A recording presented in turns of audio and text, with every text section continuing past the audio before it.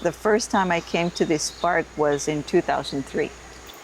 I end up calling my mom and saying, I'm not going back, I'm gonna stay here for a couple of days. And the people at the station were really nice, so I just offered cleaning and helping with the cooking, and that's when I stayed for almost 2 weeks. Wow. Without planning. The rainforest has always been this mythical place that we learned about at school, or saw in David Attenborough documentaries, endlessly green and full of creatures fighting to survive. But most of the time, if you ever find yourself in the jungle, it feels a lot more like a hot forest than a scene from National Geographic. So the question is, can you really experience the rainforest the way it's shown on TV, the way we've always imagined it? If anywhere can deliver that dream, it might be Corcovado National Park. So we came here to find out. But we quickly learned that just being here isn't enough. To feel the magic, you have to slow down and let the forest reveal itself.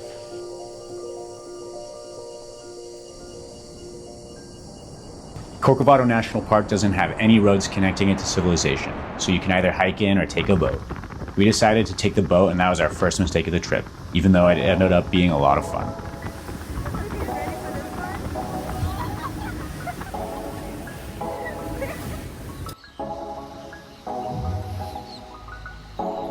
Getting everyone unloaded off the boat in the waves felt like storming the beaches of Normandy, but luckily none of our equipment got wet.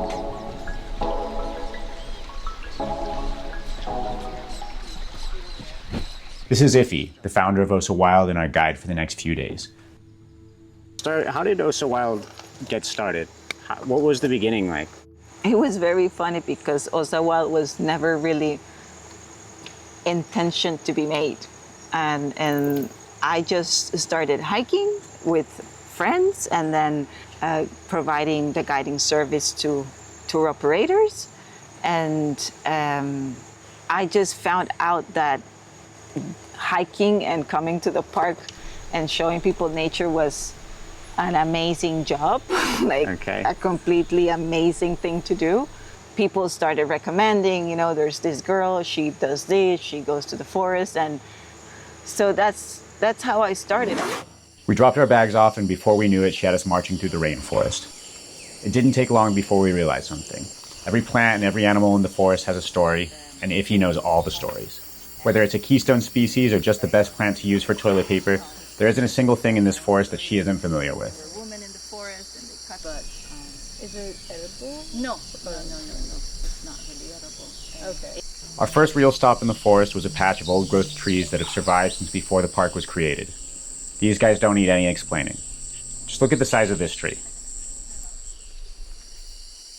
And this one.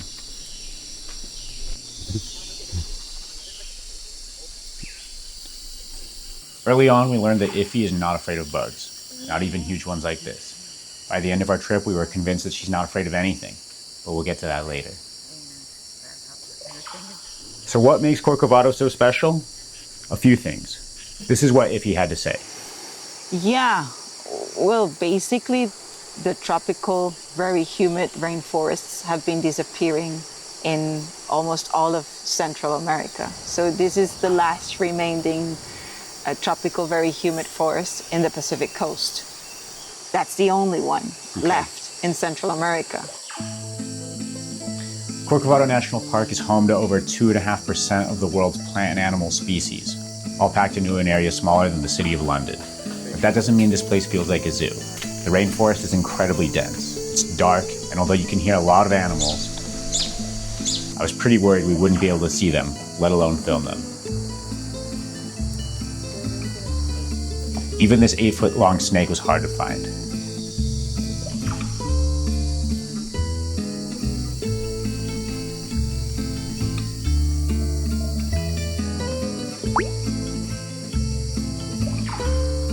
Our mission is to find the legendary Bairds Tapir. It's the largest and rarest land animal in Central America, but these piggy little elephants are famously hard to find. Corcovado National Park is possibly the only place in the world where you can regularly see them, but it's still not guaranteed.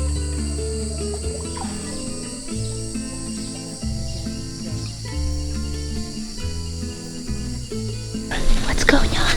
Oh, we're being really quiet because there's a tapir mom and her baby here. hoping to find them. Supposedly, they're just chilling in these mud holes over here, but we haven't seen them yet.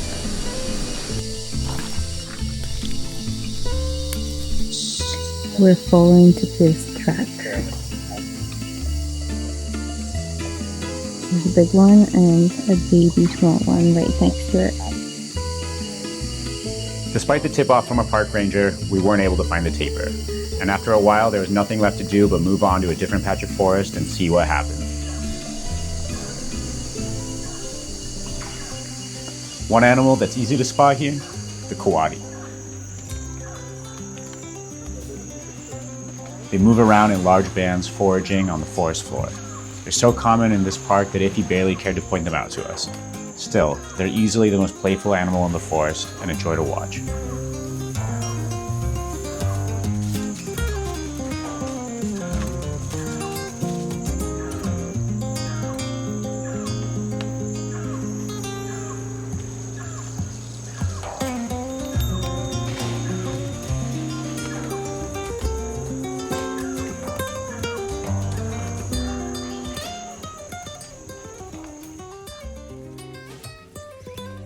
As we followed Iffy through the forest, we came upon something completely unexpected.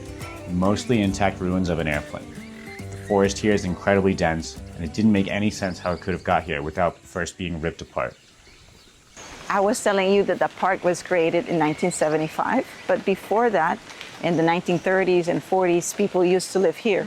And there were over 200 families living all along the Corcovado National Park. And all these people were basically living from the forest, but also they were cleaning out certain areas that they needed to cultivate different things. At some point, people will come into the station with a plane. And this plane crashed. I don't know exactly the year it crashed, but this area was completely different. Well, almost all of this was basically cut for the cows. And since the creation of the park, it's been like 50 years now. And almost all the vegetation that you see here, it's around 40, 50 years old. So everything has recovered. It's just so crazy. It feels like the jungle grew around this airplane. Even though the forest has made an unbelievable recovery, if he kept hinting at us that the park isn't the same as it used to be, I wanted to figure out what was driving our cynicism. They filmed some squirrel monkeys, right? They're just a little ways off the beach. There's a troop of them eating things over here.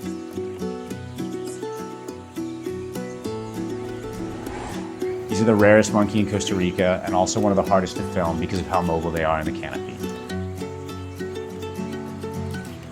They have the highest brain to body weight ratio of any primate and need a diverse and healthy diet to feed that big brain of theirs. This one is eating a giant grasshopper. The squirrel monkeys move like a Nat Geo action scene. Only in real life, you can barely keep them in sight for more than a few seconds, which makes seeing them feel all the more special. Even though the park is still growing rapidly around the remains of the former settlement, one place is still being carefully maintained and is mostly free of wildlife. This is Sirena Station, a home for scientists, students, rangers, and now, most of all, tourists. This is what it's like staying in Sirena Ranger Station in the Corcovado National Park. This is the courtyard.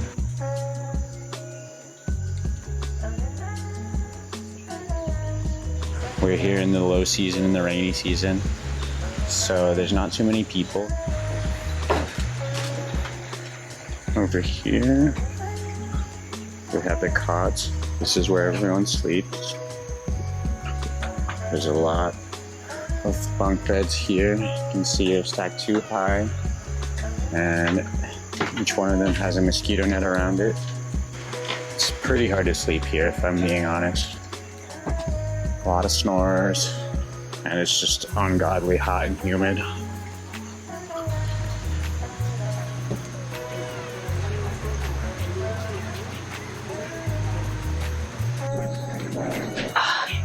There was an ant colony in my boots earlier. Dirt.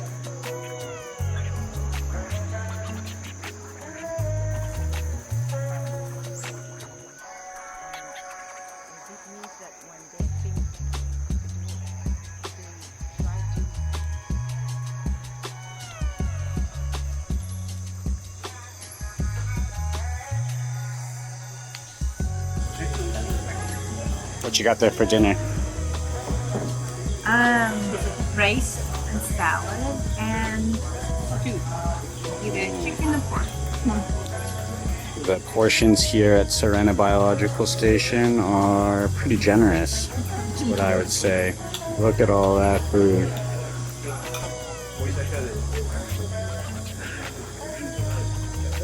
Pretty bomb. What do you have? Same thing you do, just one. Plus I got veggies. And Because I'm healthy. And beans. Food here is really good. My hand for reference. Look how giant this grasshopper is.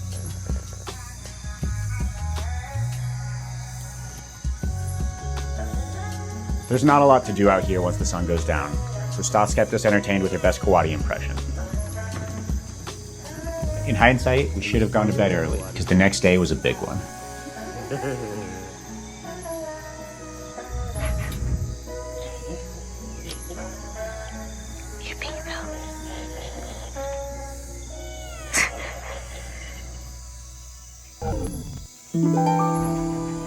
Before the night was even over, we were back up and at it, out looking for wildlife with the first light. But in the rainforest, dawn doesn't mean daylight. The canopy is so thick that you still need a flashlight just to see. This is when the forest started to feel like the documentaries we grew up on. Bats fluttering in the folds of a giant tree and giant spiders out in a morning hunt.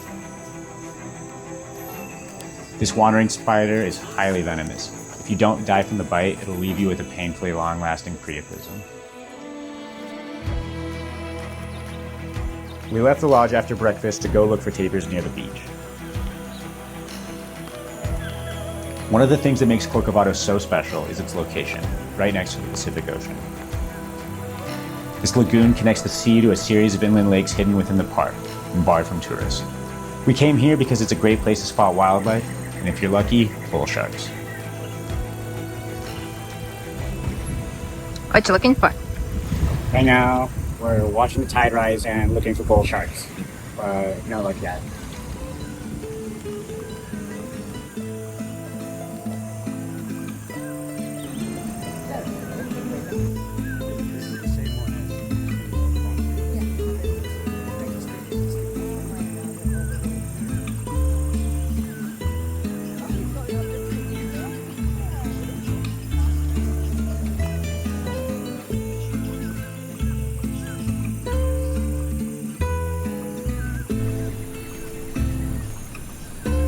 If you look closely at the water, you'll see something lurking.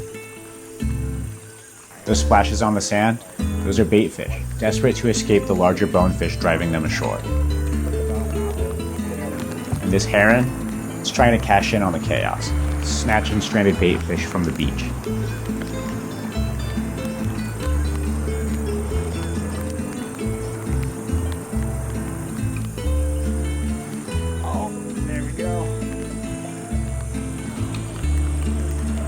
Notice how jumpy the heron is. While it's hunting, it knows something else might be hunting it, like this camouflage caiman we found further upstream.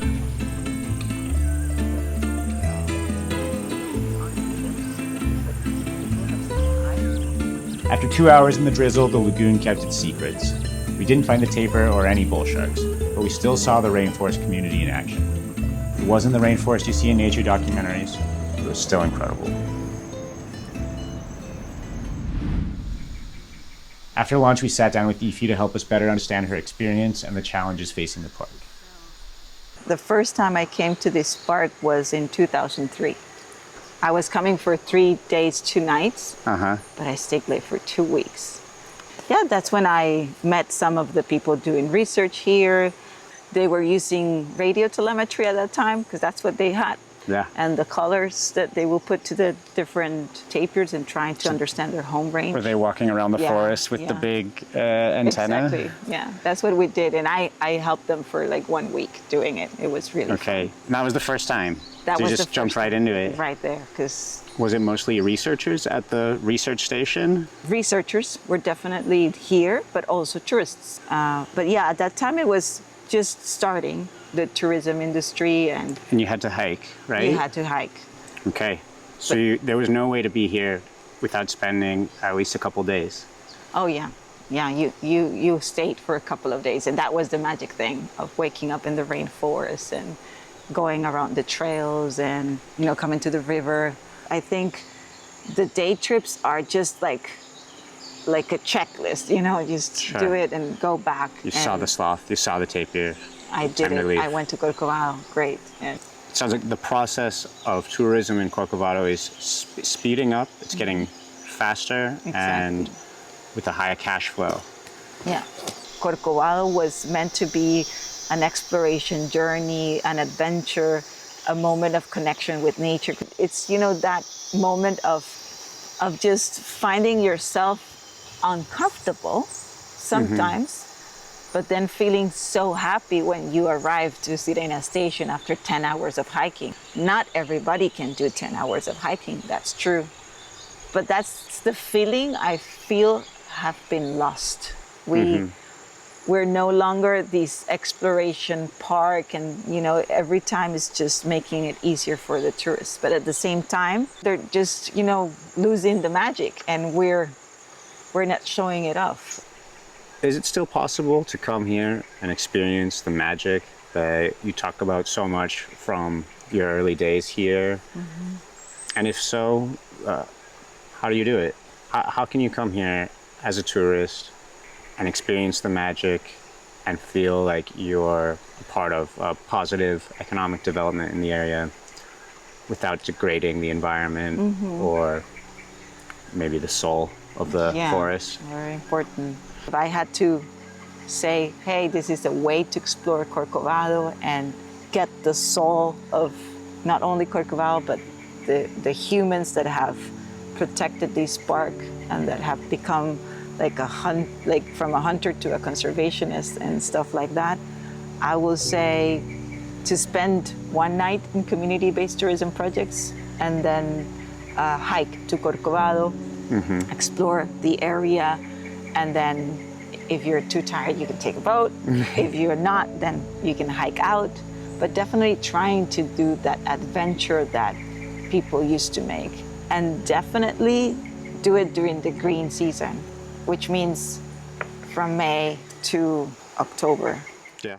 Real quick, if you're enjoying this adventure, hit that like button and subscribe. We put everything we've got into making these videos, and if we can hit 1,000 subs, then we can keep creating and sharing stories like this.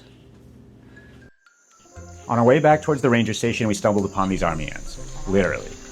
What surprised me the most is how easy it would have been to miss this swarm entirely. There's so much leaf litter covering the ground, and the workers are so small that you could be stepping through millions without noticing it, at least until they start to bite you.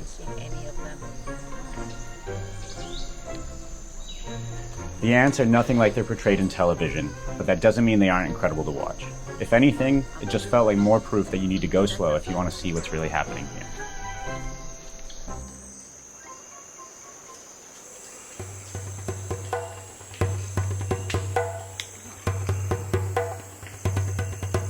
I have a dream of being accepted as a Coati. Let's check.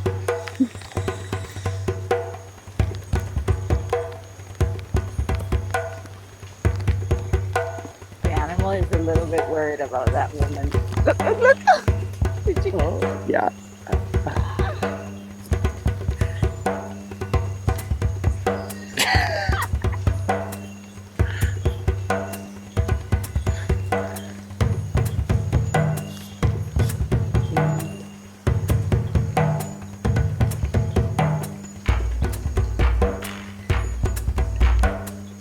The Coati's definitely a little confused.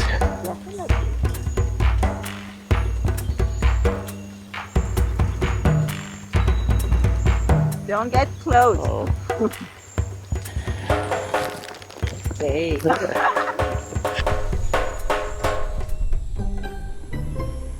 One of the unexpected joys of staying at a research station is realizing you don't always have to chase the rainforest. Sometimes it comes to you. Just outside the biology station, and we found an anteater hanging out up in that tree. Sometimes the wildlife would seemingly appear right in front of the station. Sometimes, when you haven't had Wi-Fi for a while, even just watching something roll over during a midday nap can feel exciting. Oh my god, it's moving. It's moving. We're getting it. Ah! You good, you good, you good.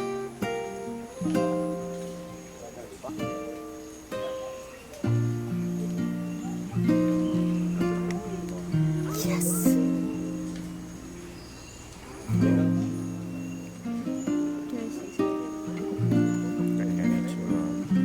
Sometimes you don't even have to get out of your chair to watch the wildlife.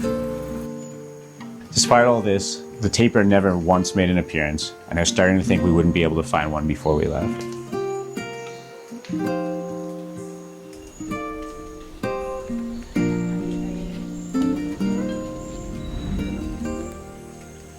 It'd been drizzling on and off since we arrived, but it was hard to mine. The rain was warm, and now we knew that the park is 10 times more crowded in the dry season. A little water feels like a small price to pay for solitude in a place like this. But they don't call it a rainforest for nothing. When the real downpour hit, it was biblical, and we were grateful to be safe at the station watching it unfold.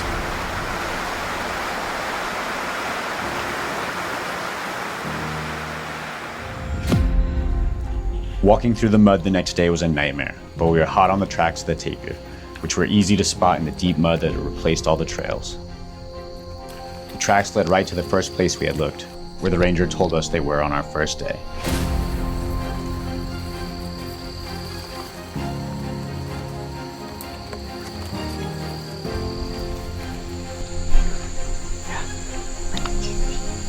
It's a tapir, a baby tapir with her mom. Oh my god.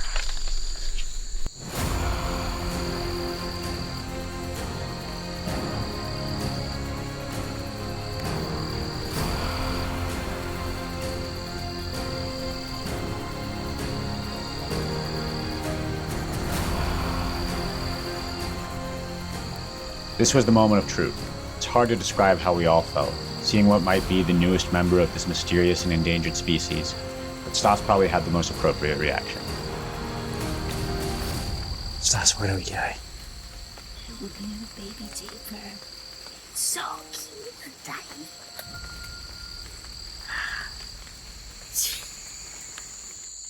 We didn't want to disturb the new family for too long, and it felt like we had to leave right after we arrived. Even so, this was the defining moment of our trip.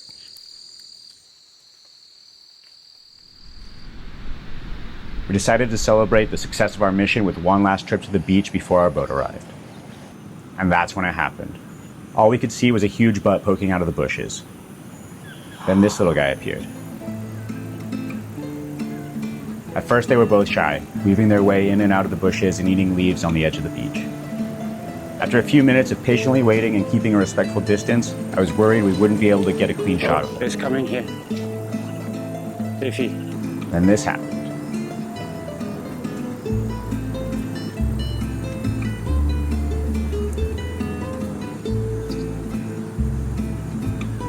The rainforest never gives up its secrets all at once. At first, Corcovado felt like a wall of green, loud, humid, impossible to see through.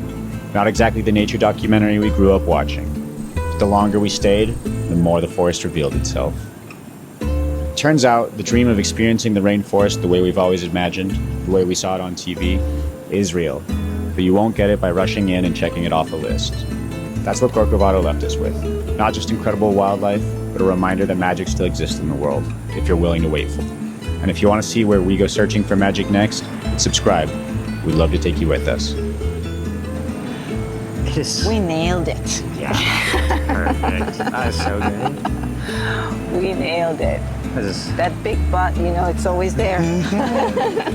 Yeah. And I think we need to run. Is there anything you want potential guests or visitors to know before they come? For me, the best thing that a traveler can bring to these places is good energy and the will of learning and having an experience in one of the most unique and biodiverse places on the planet.